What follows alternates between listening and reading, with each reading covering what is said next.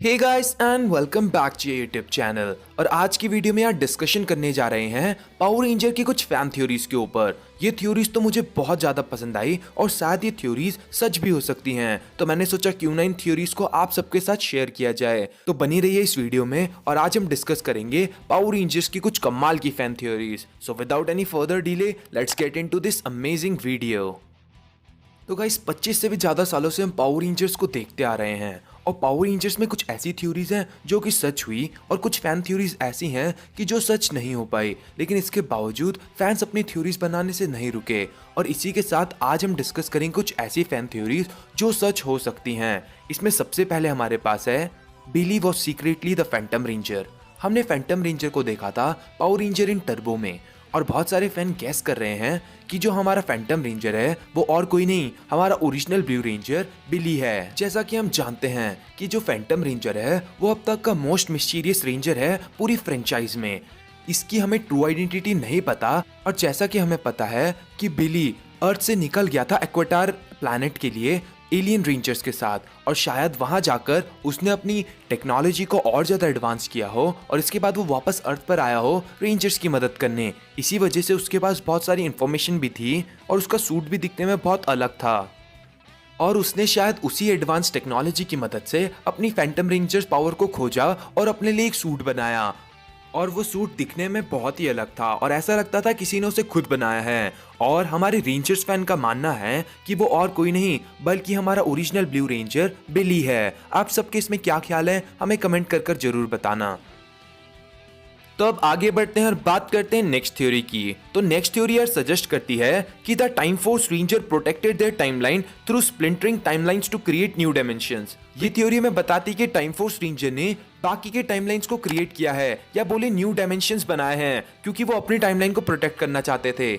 जैसा कि हमें पता है कि पावर रेंजर में मल्टीपल डायमेंशन एग्जिस्ट करते हैं और इनके पीछे और किसी का नहीं बल्कि हमारे टाइम फोर्स रेंजर का हाथ है। जैसा कि हमें पता है कि time force ranger time travel कर सकते हैं और इसी के साथ उनके पास और भी बहुत सारी पावर्स जरूर होंगी और उन्होंने ही अपनी डायमेंशन को बचाने के लिए, अपनी टाइमलाइन को बचाने के लिए बाकी डायमेंशंस और टाइमलाइन को क्रिएट किया होगा। और इसी थ्योरी की मदद से हम ये कह सकते हैं कि जो हमारी प्राइम टाइमलाइन है या मेन टाइमलाइन है वहां पर वेंजिक्स वायरस नहीं है, साथ ही डायनासोर्स भी नहीं हैं। ये फैन थ्योरी बताती है कि जब भी हमारी मेन टाइमलाइन में कुछ खतरा आता था तो हमारे टाइम फोर्स रेंजर उस चीज को एक दूसरी टाइमलाइन में शिफ्ट कर देते थे, टाइमलाइंस को स्प्लिट कर देते थे। तो इसी वजह से जब हमारे वेंजिक्स ने बहुत सारे कंप्यूटर सिस्टम को इन्फेक्ट किया था या बात करें बहुत सारी सिटीज को डिस्ट्रॉय किया था, लोगों को मारा था, तो वो सारी चीजों को जब रिवर्स करना इम्पॉसिबल हो गया था तब हमारे रेंजर्स ने सोचा होगा क्यों ना इस डायमेंशन को अलग कर दिया जाए या इसको टाइमलाइन को स्प्लिट कर दिया जाए। साथ ही अगर बात करें डायनो चार्ज की, जहां हमने डायनासोर्स को देखा था, तो हमारे प्राइम यूनिवर्स में वो डायनासोर्स एग्जिस्ट नहीं करते, वो भी इसी वजह से क्योंकि हमारे टाइम फोर्स रेंजर ने उस चीज को एक दूसरी टाइमलाइन में शिफ्ट कर दिया था। तो ये थ्योरी आपको कैसी लगी हमें कमेंट कर जरूर बताना। अब आगे बढ़ते हैं अगली फैन थ्योरी की तरफ। तो नेक्स्ट फैन थ्योरी पर्सनली मेरी फेवरेट फैन थ्योरी है जो कि बोलती है Lord Z was the master in power ranger Mystic Force. तो पावर रेंजर मिस्टिक फोर्स में हमने देखा कि जो हमारी रीटा रिप्यूल्जर थी वो बन जाती है mistake mother, the source of all good magic. और इसी के अपोजिट में हमने देखा था द मास्टर को जो कि था हमारा main villain in power ranger Mystic Force. अब फैंस की माने तो वो बोलते हैं कि जो लॉर्ड जेड था वो ही हमारा बनता है main villain in Mystic Force, the master. अब ऐसा क्यों मानते हैं? जैसा कि हमें पता है कि लास्ट टाइम जब हमने लॉर्ड जेड को देखा था वो एक नॉर्मल ह्यूमन बीइंग बन गया था, लेकिन इसके बाद शायद फिर से काले जादू ने उसको घेर लिया हो और वो बनता है लॉर्ड जेड, बनता है हमारा मेन विलन द मास्टर। इसी को रोकने के लिए हमारी रीटा रिप्यूल्जा जो कि पहले नॉर्मल थी उसके बाद वो बन गई होगी the mystic mother, the source of all good magic, और उसी ने बनाए होंगे the power ranger Mystic Force. आपको ये थ्योरी कैसी लगी हमें कमेंट कर जरूर बताना। और अब बढ़ते हैं नेक्स्ट फैन थ्योरी की तरफ। तो यार अब नेक्स्ट फैन थ्योरी भी पर्सनली मुझे बहुत पसंद आई जो कि बोलती है being a ranger runs in a blood.